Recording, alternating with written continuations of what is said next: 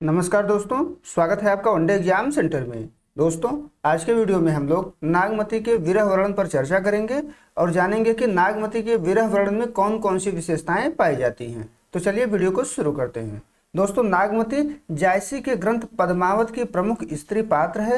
यानी जायसी के द्वारा जो पद्मावत नाम का ग्रंथ लिखा गया है, नागमती उसी ग्रंथ की एक प्रमुख स्त्री पात्र है। इस ग्रंथ में जायसी ने नागमती का विरह वर्णन किया है और यह विरह वर्णन बेहद रमणीय है, सुंदर है और अत्यंत मार्मिक है। यह हमारे हृदय को स्पर्श करते हुए चलती है। नागमती जो है रत्नसेन की पत्नी है, रत्नसेन राजा है और नागमती जो है रानी है।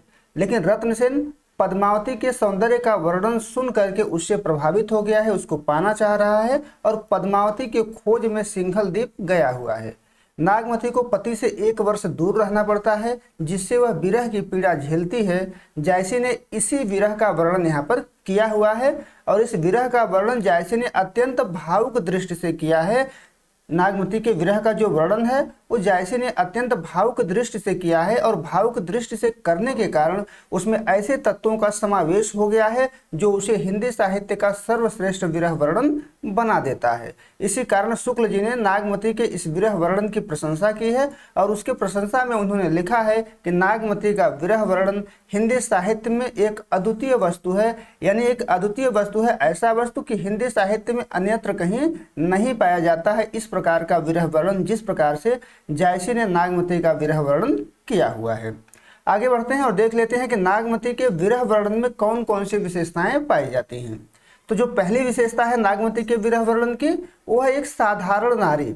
यानी नागमती अपने विरह के समय एक साधारण नारी है, वह रानी नहीं है। वह अपने विरह को एक साधारण स्त्री के रूप में भोग रही है। जिस प्रकार से ग्रामीण स्त्रियां विरह को झेलती हैं, उसी प्रकार से नागमती भी विरह को झेल रही है।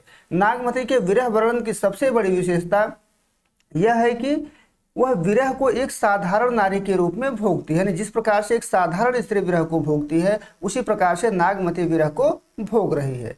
विरह के समय वह रानी नहीं है, उसे वह सभी वस्तुएं प्रभावित कर रही हैं जो एक सामान्य स्त्री को प्रभावित करती हैं। यानी नागमती उन सभी वस्तुओं से प्रभावित है जो एक साधारण स्त्री को प्रभावित करती हैं। विरह के समय वह रानी नहीं रह जाती है। शुक्ल जी ने इसी के संदर्भ में लिखा है कि अपनी भावुकता का बड़ा भारी परिचय जायसी ने इस बात में दिया है कि रानी नागमती विरह दशा में अपनी रानीपन बिल्कुल भूल जाती है और अपने को साधारण नारी के रूप में देखती है। यानी नागमती जिस समय विरह झेल रही है उस समय उसमें रानीपन नहीं है, अपने को साधारण स्त्री के रूप में देखती है और साधारण चीजें उसको प्रभावित भी करती हैं।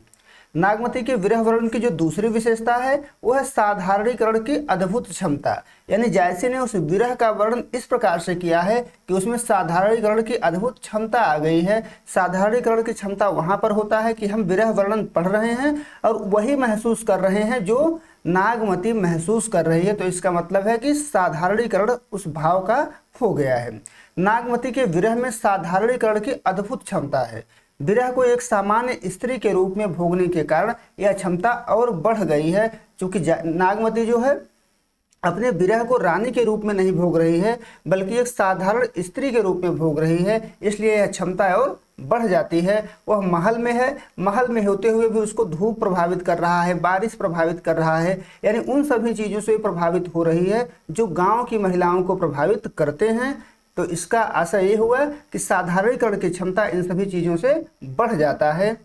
नागमती कहती है कि बरसे मघा झकोरी झकोरी मोर दुई नैन चूह जसोरी। यानी मघा नक्षत्र है, मघा नक्षत्र में बरसात हो रहा है, मूसलाधार बारिश हो रहा है। उसी प्रकार से जिस प्रकार से विरह की दशा में, विरह की स्थिति में नागमती के नेत्रों से वर्षा हो रही है, जिस प्रकार से मघा नक्षत्र बरस रहा है और जो छप्पर है उसकी ओरी चू रही है, उसी प्रकार से नागमती के जो नेत्र है उससे भी बरसात हो रही है। कहने का आशय है कि मघा नक्षत्र का जो बरसात होता है वो साधारण स्त्री को ही प्रभावित कर सकता है, रानी को प्रभावित नहीं करता है। लेकिन नागमती को ये साधारण स्थितियां प्रभावित कर रही हैं, इसलिए इसमें साधारणीकरण की क्षमता बढ़ जाती है।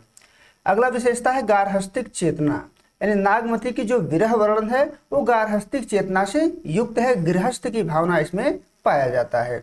नागमती का विरह गार्हस्थ्यिक चेतना से युक्त है। वह समझती है कि मध्यकाल में पुरुष से यह अपेक्षा नहीं किया जा सकता कि वह एक स्त्री के प्रति ईमानदार रहे। वह मात्र इतना चाहती है कि उसका जो पति है उसके सामने रहे। वह भोग विलास नहीं चाहती है।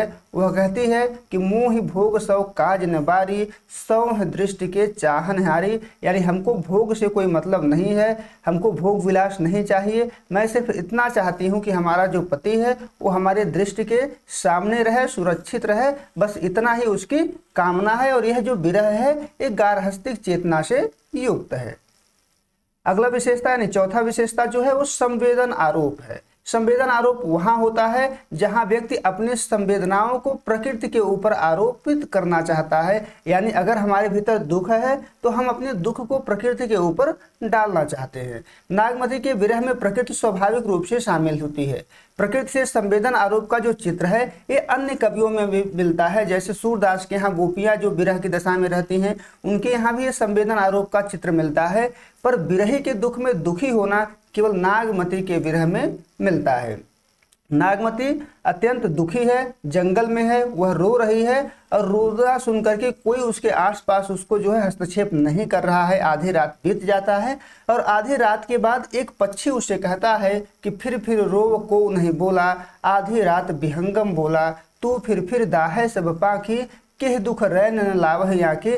यानी बार बार नागमती क्या कर रही है, रो रही है, लेकिन कोई नहीं बोल रहा है। आधी रात बीत गया, आधी रात विहंगम बोला, यानी आधी रात के बाद एक पक्षी बोलता है और कहता है कि तू फिर दाहे सब पाखी, के दुख रैन न लावह आंखें। यानी तुम बार बार क्यों रो रही हो, कौन सा ऐसा दुख तुम पर पड़ा है कि तुम सो नहीं रही हो। के दुख रैन न लावह आंखें कहने का आशय यह है कि प्रकृति नागमती के दुख में हस्तक्षेप करता है, नागमती के दुख में दुखी है। अगला जो विशेषता है वह है अनूठी प्रतिबद्धता।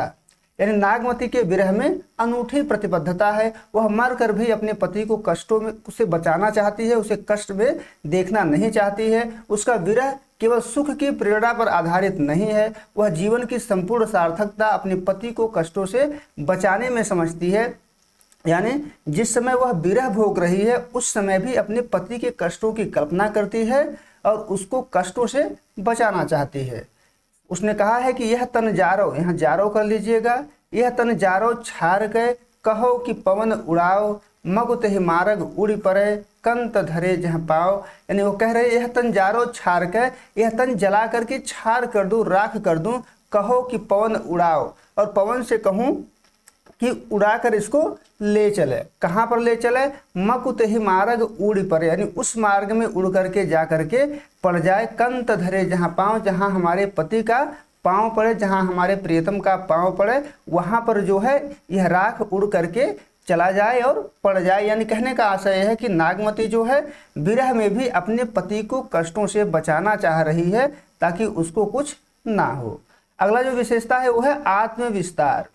आत्मविस्तार वहां पर होता है जब व्यक्ति अपने दुख का या अपने सुख का आसपास के प्रकृति के चीजों पर भी विस्तार कर लेता है। आत्मविस्तार की स्थिति में विरही प्रकृति को भी अपने दुख में दुखी देखना चाहता है। वो चाहता है कि जिस प्रकार से मैं दुखी हूँ उसी प्रकार से प्रकृति भी हमारे दुख में दुखी हो। नागमती चाहती है कि प्रकृति भी उसके दुख में दुखी हो। वह अपने दुख को पक्षियों से भी कहती है, पशुओं से कहती है, पक्षियों से कहती है। पक्षियों से कहते हुए वो कहती है कि पीऊ से वो कहे वो संदेश रहा, हे भवरा हे काग, सो धन बिरह जरिमुई, तेह का धुआं हम लाग। यानी वह कह रही है, किससे कह रही, भंवरा से कह रही है, कौवे से कह रही है कि हे भंवरा हे कौवा, पीऊ से वो कहे वो संदेश रहा, हमारे प्रियतम से, हमारे पति से यह संदेश कह देना। संदेश का है कि सो धन विरह जरिमुई, तुम्हारी जो पत्नी है वो तुम्हारे विरह में जर करके मर गई। तेह का धुआं हम लाग, उसी का धुआं हमको लगा हुआ है, इसीलिए हम काले हो गए हैं। भंवरा और कौवा दोनों काले होते हैं। तो ये जो है आत्मविस्तार की स्थिति है। आत्मविस्तार वहां पर होता है जहां व्यक्ति अपने दुख में प्रकृति को दुखी देखना चाहता है। अगली जो विशेषता है वो है उहात्मकता। उहात्मकता वहां पर होती है जब कविता को पढ़ते समय हमारे मन में जुगुप्सा उत्पन्न होता है, एक प्रकार से घृणा उत्पन्न होता है। जहां हड्डी का वर्णन हो, खून का वर्णन हो, वहां पर उहात्मकता उत्पन्न हो जाती है। यह विरह कहीं कहीं उहात्मक भी हो जाता है, यानी नागमती का जो विरह है वो कभी कभी उहात्मक भी हो जाता है। पर यह ऊहात्मकता, जुगुप्सा उत्पन्न नहीं करता है, घृणा उत्पन्न नहीं करता है, बल्कि ऐसे वर्णनों में हृदय द्रवीभूत हो जाता है, हृदय जो है पिघल जाता है। जैसे लिखते हैं कि दही कोयला भई कंत स्नेहा, तोला मासु रहा नहीं देहा, रकत न रहा बिरह तन धरा, बिरह तन जरा, रति रति होई नैनन ढरा। यानी दही कोयला भई कंत स्नेहा, यानी अपने पति के प्रेम में वो जल करके कोयला हो गई है, नागमती जल करके कोयला हो गई है। तोला मांस रहा नहीं देहा, एक तोला भी मांस उसके शरीर पर नहीं रह गया है। रकत न रहा बिरह तन जरा, उसके शरीर में रक्त नहीं रह गया है, बिरह में क्या हो गया है, वो जल गया है। और जो बचा है वो रति रति हुए नैनन ढरा, यानी धीरे धीरे करके आंखों के माध्यम से वो रक्त जो है बह गया है, गिर गया है। तो जहाँ पर इस प्रकार का वर्णन होता है विरह में, वहाँ पर ऊहात्मकता पाया जाता है। लेकिन यह ऊहात्मकता जैसे कि यहाँ जुगुप्सा उत्पन्न नहीं करता है, घृणा उत्पन्न नहीं करता है, बल्कि हृदय को द्रवीभूत करता है। तो स्पष्ट है दोस्तों कि नागमती का जो विरह वर्णन है वो बेहद मार्मिक है, सुंदर है और साधारणीकरण का अद्भुत क्षमता लिए हुए है, सभी को प्रभावित करती है। और ऐसा विरह वर्णन हिंदी साहित्य में अभी तक किसी अन्य के यहाँ नहीं मिलता है। उम्मीद है आपको ये वीडियो पसंद आया होगा। अगर वीडियो अच्छी लगी हो तो चैनल को सब्सक्राइब कर लीजिए, वीडियो को लाइक कर दीजिए, अधिक से अधिक लोगों तक शेयर कर दीजिए। बहुत बहुत धन्यवाद।